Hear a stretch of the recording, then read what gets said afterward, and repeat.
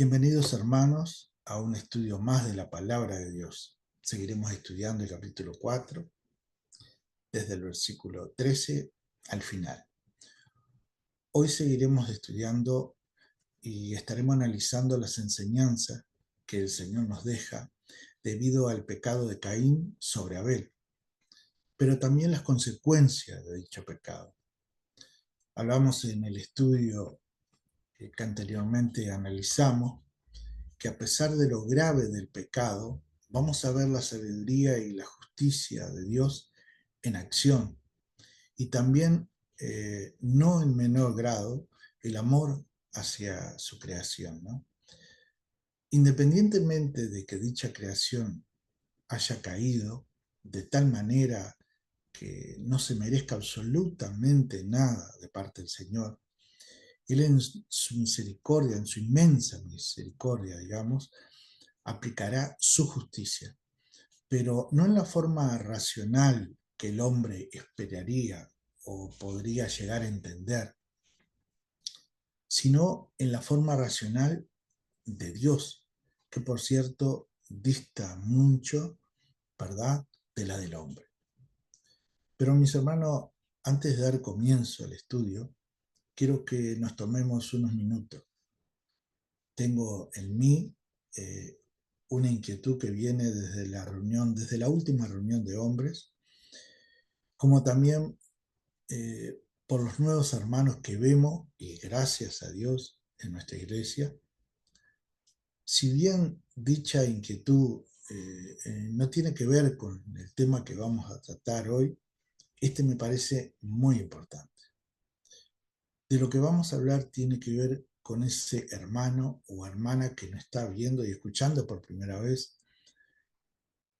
Y este es de los que recién comienzan en los caminos del Señor.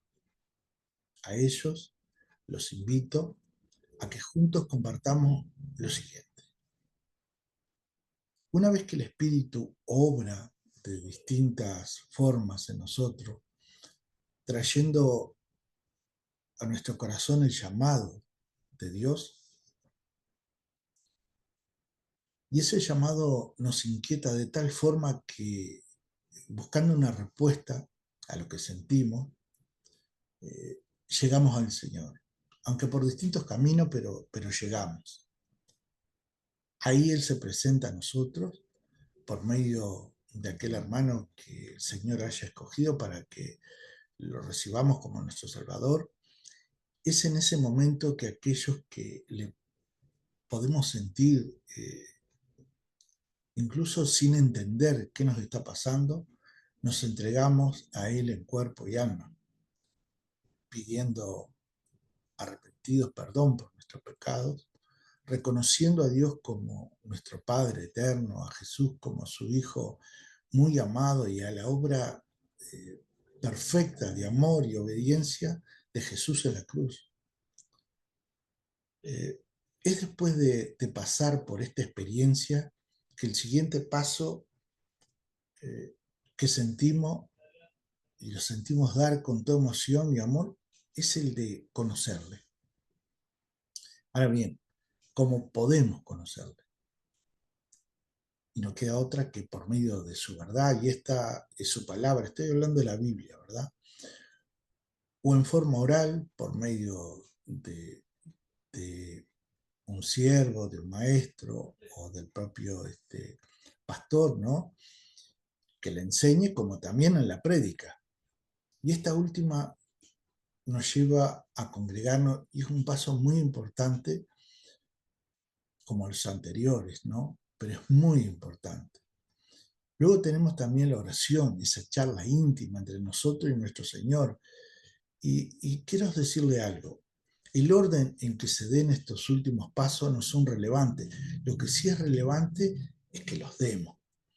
Y los demos con obediencia y con gozo. Para de esta forma comenzar a dejar ese viejo yo del mundo, ¿verdad? Y experimentar en nosotros eso que nos enseñan y que es esa nueva criatura en Cristo que pasamos a ser, ¿no? Y es por ello que hoy por este medio te exhorto, por favor, a buscar en la congregación el hablar de tu inquietud o inquietudes con los pastores o líderes, quien te darán una guía, porque sé, primero por experiencia, de cómo uno se siente un poco perdido en el comienzo por, por tantas preguntas que hay, ¿verdad? Por tantas cosas que no entendemos y que queremos entender. Y es ahí cuando nosotros tenemos que recurrir a aquellos que conocen de la palabra, el pastor, un líder, incluso los ancianos, que los ancianos de la iglesia, eh, no estamos hablando de personas entradas en edad, sino personas que realmente conocen la palabra y que en nuestra iglesia las hay. Y damos gracias al Señor por eso. Bien, dicho esto, retomemos el estudio y comencemos.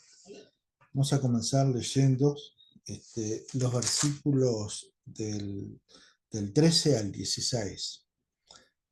Y dice así, y dijo Caín a Jehová, grande es mi castigo para ser soportado.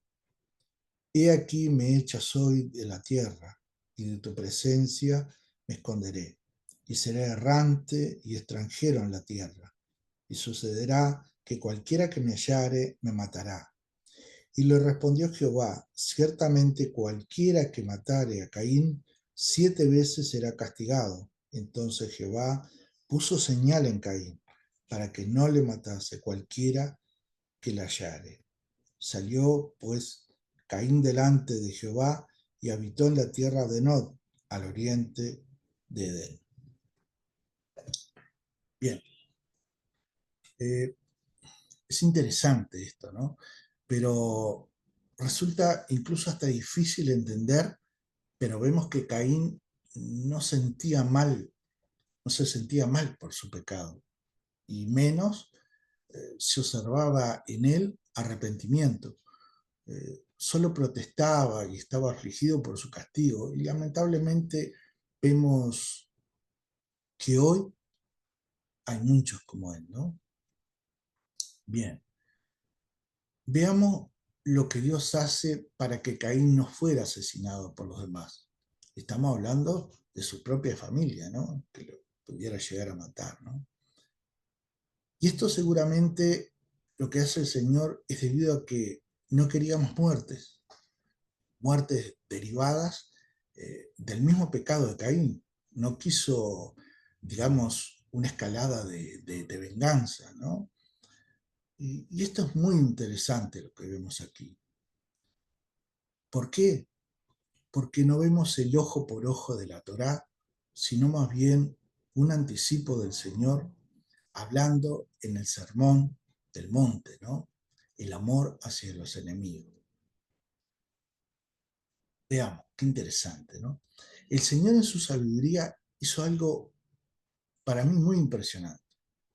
Jehová puso señal en Caín. Podemos decir, al no conocer realmente de qué se trata, ya que la palabra no lo especifica, ¿no? Y es que Dios puso una señal. Y esa señal queda claro que es una señal de protección a Caín, ¿no? Digamos que hay muchas especulaciones con respecto a la señal, a lo que podía ser esa señal, ¿no? Pero lo que sí queda claro es que dicha señal fue efectiva, ya que Caín continuó su vida, como lo veremos en los siguientes versículos. Y cuenta que él se fue a la tierra de Nod. Y miren qué interesante los significados que se desprenden de la palabra de Nod. Vagancia, errante, exilio, ¿no? Pero a pesar de ello, él sigue con su vida.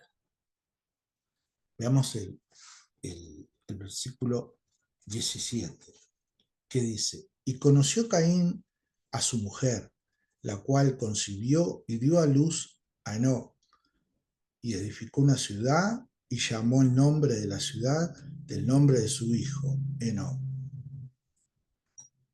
Eh, lo primero que viene a nuestra mente, ¿verdad? Al menos a la mía, seguramente a los de muchos, es de dónde salió esta mujer. Y bien, seguramente Caín se casó con una de sus hermanas. Sabemos que casarse con una hermana está prohibido por la ley de Dios, ¿no? Pero tenemos que tener en cuenta que esto sucedió mucho antes de que Dios le diera esa ley a Moisés, ¿no? Ahora bien, de todas formas, en la Biblia, eh, uno de los más importantes ejemplos permitidos, ¿no? Este, antes de que Dios prohibiera dicha unión, es en Abraham, que se casó con su media hermana, ¿no? Sara, ahí lo vamos a ver cuando estudiemos Génesis 20, en el versículo 12, ¿no? Eh, pero, ¿por qué sucede todo esto y Dios permite esto, no? Y es sin duda que en los inicios de la humanidad no había otra opción que los hijos de Adán se casaran con sus hijas, sobrinos con sobrinos, tías con tíos, sobrinos con tías, primos con primos, etcétera, ¿no? Tenemos que sí tener en cuenta que, debido a que se trataba de los inicios, algo muy importante, la genética de la humanidad era pura. ¿Y esto qué permitía? Permitía la unión, el matrimonio de parientes de la misma sangre sin correr peligro de endogamia. Pero vemos que Dios, en su sabiduría y llegado el momento, no permitió que hubiera más matrimonio entre los parientes, ahí en Levítico 18. Esto debido a lo que podría causar la endogamia. Y bien, ¿qué es la endogamia? Y la endogamia es el nacimiento de bebés de padres que son hermanos o primos cercanos.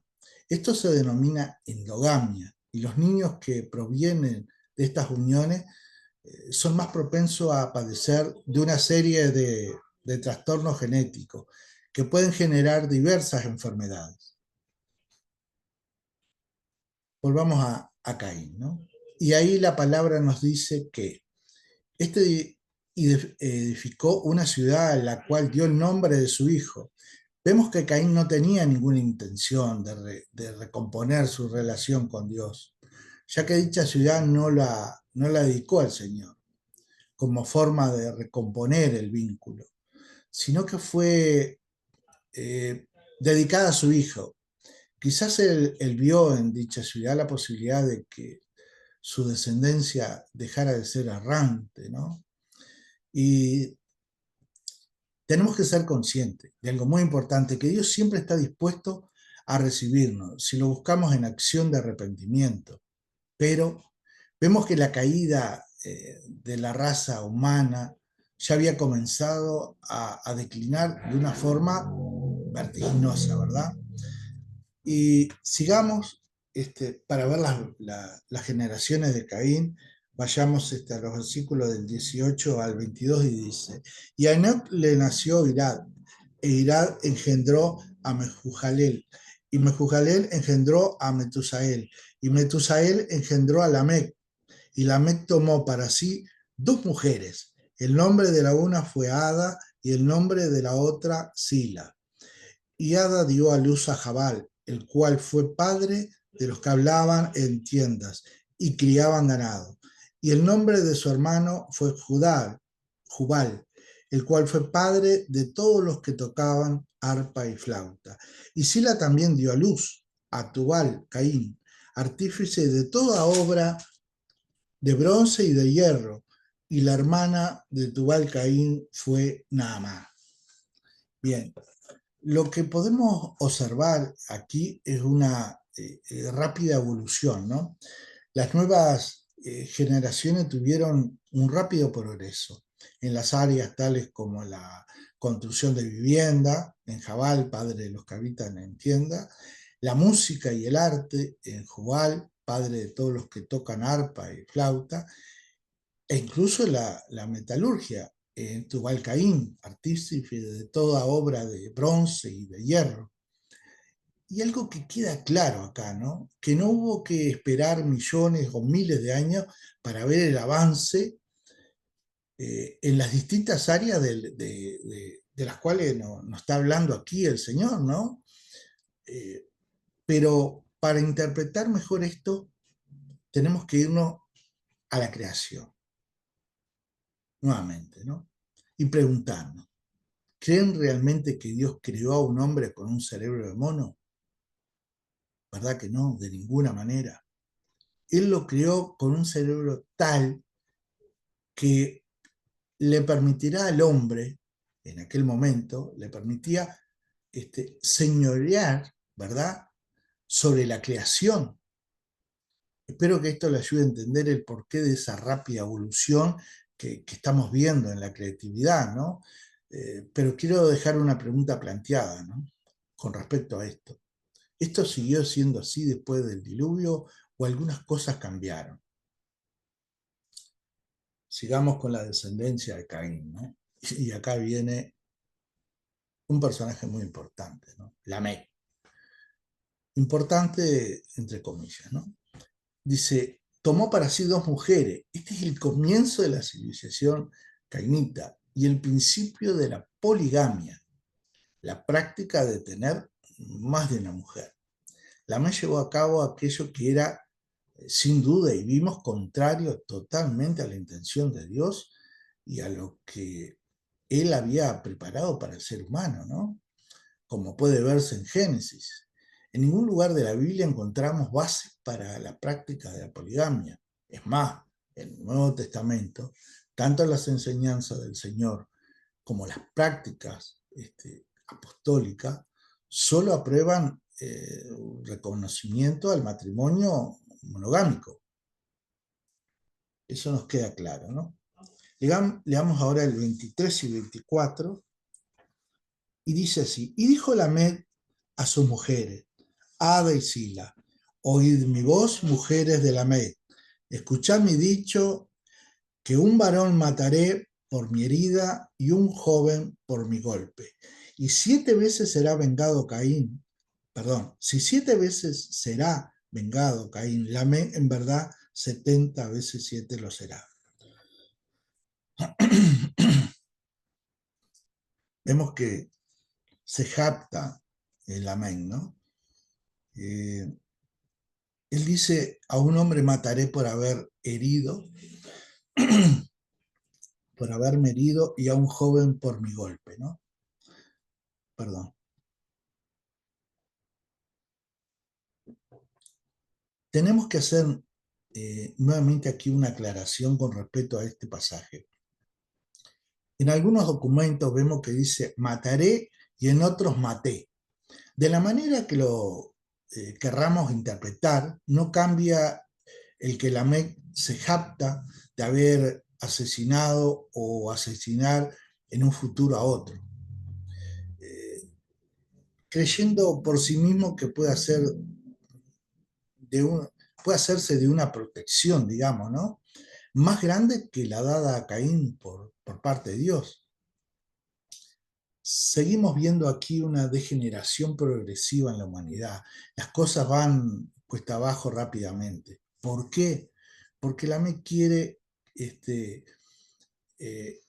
y vemos en este momento que se encuentra incluso a 6 generaciones de Caín, y demuestra ahora que él sin duda compartía la ira y la violencia y la arrogancia de Caín. Algo más, se jacta de su pecado de una manera casi increíble, ¿no? ¿Y por qué decimos eso? Porque él dice, 7 veces será vengado Caín,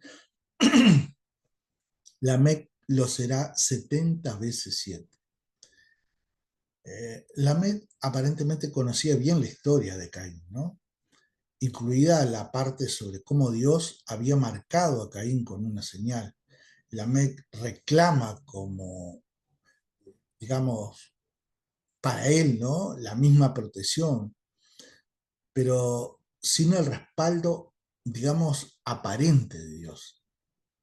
¿Y por qué digo aparente? Porque es difícil saberlo por la poca información que nos dan los versículos, ¿no? Pero una cosa es clara, no vemos aquí la participación de Dios aprobando o desaprobando lo dicho por Lamec, pero a pesar de la jactancia de Lamec, ni él ni sus descendientes serán mencionados de nuevo en la Biblia. Él no llega a nada. Es más, la descendencia de Caín desaparece en el diluvio. Pero hay una cosa que tengo que reconocer acá y que me queda como un interrogante, a mí al menos, ¿no? Con respecto al dicho de la Mec, ya que esta misma frase será dicha por el Señor en Mateo 18, del 21 al 22. Ahí vemos a Pedro, ¿no? Entonces se le acercó Pedro y le dijo, Señor, ¿cuántas veces perdonaré a mi hermano que peque contra mí? ¿Hasta 7? Y Jesús le dijo, no te digo hasta 7, sino aún hasta 70 veces 7. Bien, es interesante eso. Leamos ahora los dos últimos versículos. ¿Qué dice? Y él conoció de nuevo a Adán y su mujer, la cual dio a luz un hijo y le llamó su nombre Set, porque Dios, dijo ella, me ha sustituido otro hijo en lugar de Abel, a quien mató Caín. Y a Set también le nació un hijo y le llamó su nombre Enos. Entonces los hombres comenzaron a invocar el nombre de Jehová. Interesante esto y qué importante, ¿verdad? Pero bien, vemos que sin duda Adán y Eva tuvieron muchos hijos que incluso no están mencionados aquí, ¿no? Pero es digno de mención. ¿Y por qué? Porque él es el que reemplazará a Abel. Y fue aquel a quien la promesa del libertador de la simiente de la mujer en Génesis 3:15 sería transferida, ¿no? Podemos ver que Eva sigue siendo una mujer de fe y ella expresa la confianza que tiene en Dios, incluso después de que Caín matara a Abel. Pero Eva consideraba hacer como ese reemplazo directo que Dios le había dado por Abel, a quien había perdido abruptamente, como sabemos, ¿no? Y dentro de la declinación, acá viene algo muy importante, ¿no? A la cual se encaminaba en este momento la humanidad, vemos al final del versículo 26 cómo otros, incluso en otros libros, ¿verdad?, de la Biblia, ese remanente perteneciente al Señor, donde nos dice, entonces los hombres comenzaron a invocar el nombre de Jehová. Aún en los días malos, la adoración a Dios no era desconocida. Vemos el primer inicio de un resurgimiento espiritual, después de una clara declinación de la creación por la caída, por el pecado, ¿verdad? También claramente un contraste vemos aquí, ¿no? Entre la descendencia pecaminosa de Caín y la de Set, de la cual vendrá esa simiente, ¿no? Bien, bueno, llegamos al final de este capítulo. Les invito para el próximo estudio. Dios les bendiga grandemente y les mando un abrazo.